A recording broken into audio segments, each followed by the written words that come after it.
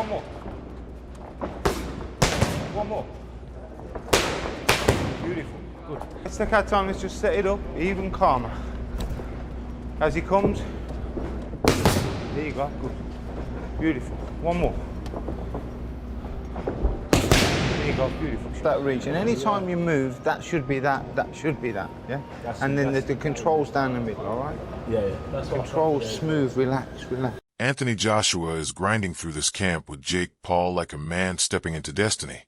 And episode 1 of All Access drops you straight into the heartbeat of a heavyweight world. No polish, no glamour, just the pulse of real work.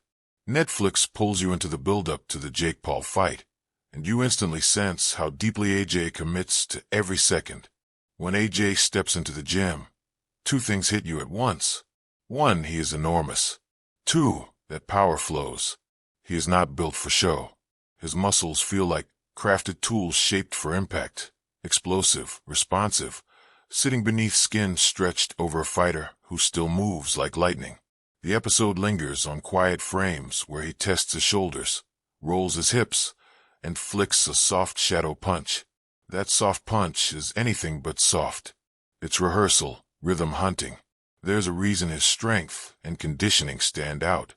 You watch him lift absurd weight one moment, and minutes later he's on the pads, sharpening tiny technical details with his coach. That contrast becomes the thread pulling the whole episode together.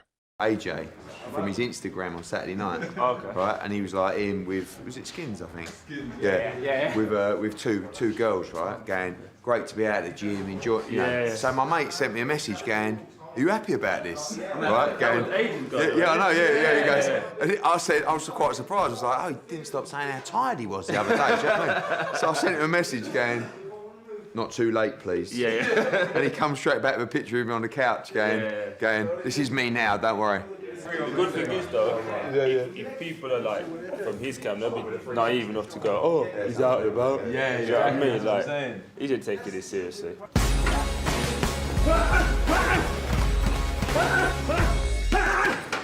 You've got to tick all boxes with boxing because it's physical, so you've got to do your strength conditioning, you know, you've got to have strong legs, that's your foundation, you've got to have good core, which is important. You've got to have good stamina because you want to be working, exploding on your opponents. It's the first one to get tired. You break your opponent down, and when he starts getting tired, you pounce on him. The most important is the training with your coach and the sparring. When you've got your strength, your legs are strong, your core is strong, you're fit, you then go and work on your technique and how to improve. The pad work feels almost meditative, a quiet rhythm where AJ's trainer calls out combinations, and you watch instincts shaped by thousands of reps come alive. You catch the tweaks too, his guard tighter, his angles shifting, the constant reminder to stay loose right up until the moment he needs to explode. This is where raw power is turned into intention. The episode makes it clear the mission isn't to look strong on Instagram, but to turn that mass into single-shot force while holding balance and endurance through 8 brutal rounds. Netflix captures how intentional every drill is, from driving off the front foot to slipping back into his guard. Beautiful. That's beautiful boxing. Good. That's lovely, Josh. And again, pop that long jab. There you go. And again. There you go. Beautiful. Pop that long one too. Finish it up. One more. One more. Beautiful. Good. That's what we've got to bring him on to. Nobody can take them.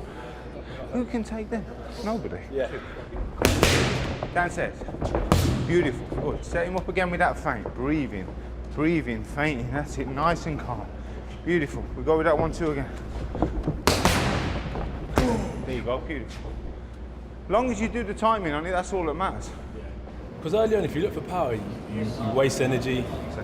Then that power evaporates. When they're tired, you ain't got the power to take them out. So you've got to open up in the gap for no reason. So just relax, flow. Just pop off Good that feet, reach. you were saying. Just pop off that reach. And anytime you move, that should be that. That should be that. Yeah. And then the controls down. Sparring in the show feels like a masterclass in controlled chaos. The place where every veteran understands that humility finally meets reality. AJ moves through different partners, some built to test his speed, some designed to mimic those tricky southpaw angles, and others meant to let him absorb shots while keeping his chin buried. It's intense, but always measured. The coaches clap often, not to celebrate, but to stamp in those tiny corrections they need him to memorize. When he eats a clean shot in practice, it's treated like a chess mistake. How did it slip through? What telegraphed it? Fix it, move on, repeat. That cycle is what slowly transforms raw talent into real fight night precision. The episode gives you those intimate moments too. Steady breathing as they tap gloves, a quiet word shared with a partner, and those subtle checks of how the ring feels beneath his feet.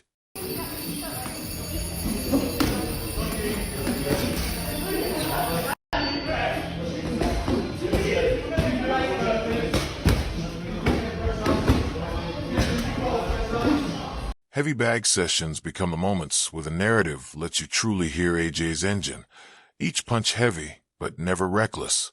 The bag turns into both a metronome for rhythm and a mirror for intent, carrying that steady cadence, double jab, stepping body shot, snapping right hand.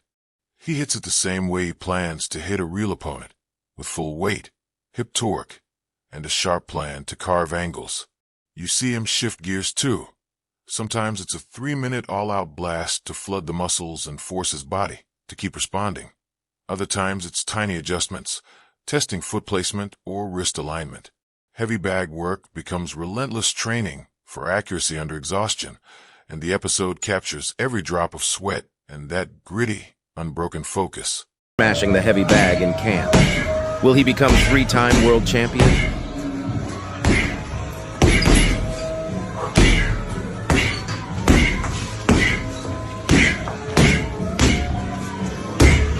There are quieter moments where AJ sits and breathes between rounds, mask on, heart monitor blinking, and you feel instantly that this isn't some celebrity cameo camp. It's precise, almost surgical. The show leans into the timeline pressure too. Ever since that knockout loss in September 2024, fans have wondered if this AJ is still the same fighter, and whether he can flip the script. He's been grinding to answer that both publicly and privately, rehabbing and reshaping whatever needed fixing. Netflix lets you feel those internal stakes, the drive to rewrite his own story while gearing up for a high-profile, high-risk showdown. Off the mats, the conditioning is the part most people never truly grasp. Sled pushes with a weight vest, uphill sprints, awkward carries that look raw and brutally honest. They build the kind of engine that lets a heavyweight move like someone half his size. In one montage, AJ launches explosive medball throws, then bursts into a short-ring sprint, the blend of strength and speed that lets him keep all that mass yet still dart and recover in one breath. The episode shows how carefully his team manages the workload so that his size becomes a weapon, not a burden. Then comes the fight talk. This won't be a 12-round title war. It's 8 rounds of 3 minutes under full pro rules, with 10-ounce gloves. For AJ, that shifts the rhythm entirely. The shorter format demands urgency, so every session is tuned for sharpness rather than long-haul survival. You even hear the coaches break down round management like they're defusing a bomb, and that intensity spills straight into pad work and sparring. And then the human pieces slip in. AJ cracking jokes with a sparring partner, teasing his strength coach, checking on family between sessions. Netflix includes these not to soften him, but to show why he fights. He's a competitor chasing legacy. The episode rolls on with him stepping back into the ring, gloves lifted, breath steady. A cinematic beat that signals this camp is more than physique shots or highlight clips. It's preparation woven with purpose. What emerges is the portrait of a heavyweight built like a colossus, but focused like a craftsman. Every drill, every thud of the bag, every correction another brick laid for one night. Netflix gives you the backstage pass, but more importantly, it reveals the work happening both when the cameras are on and when they're not. That's the real hook. You witness force being shaped into precision, and you sense that when fight night arrives, there'll be far more to watch than a big frame. There will be intention. A minute, mate, that'll do you then. Uppercut. Good. Right hand. Good. Good. Good. Left hook high. Good. Uppercut high. Meanwhile, The boxing world is buzzing with predictions, each one adding another layer of tension around the fight. David Haye, the former heavyweight champion, told Sky News that Jake Paul will be stepping into genuine danger when the 6'1" fighter meets Joshua, the 6'6" British powerhouse and two-time world champion. The early odds echo the warning, casting Paul as a massive underdog. It could be his last day on earth, Haye said, admitting how deeply concerned he is about Paul taking punches from someone like Anthony Joshua. The retired heavyweight and cruiserweight star even suggested the fight shouldn't happen at all, fearing that when Joshua inevitably knocks Paul out next month, the aftermath could be catastrophic.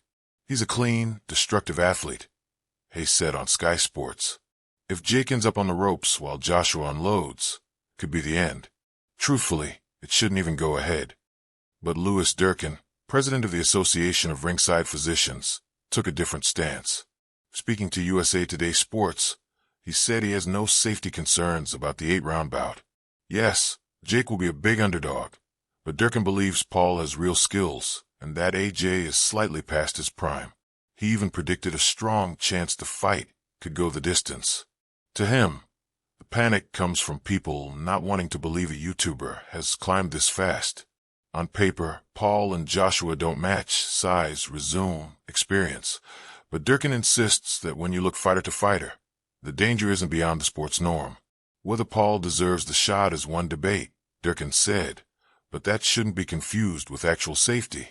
And while analysts argued, Jake Paul dropped the news to his family over FaceTime, capturing reactions that instantly went viral. When he told his mom he was fighting Joshua, she froze, then whispered, "No, oh no, are you crazy?" before lifting her arm to show goosebumps. When Jake asked if she was scared, she replied, "No, I'm terrified." Her reaction, equal parts love and fear, made the moment feel painfully real. Then came his father, Gregory Paul, who laughed in disbelief. The heavyweight? No way, dude. But after letting it sink in, he backed his son. "What's the world gonna say when you knock him out? Because it's gonna happen." Jake responded without hesitation, "I know it's going to happen to." Logan Paul's reaction was the most explosive. He stared into the camera, stunned, muttered, "Holy, give me a second," then blurted, "Is this motherfucker out of his mind?" Fans online said they felt exactly the same, fear tangled with excitement. And Jake isn't new to risky leaps.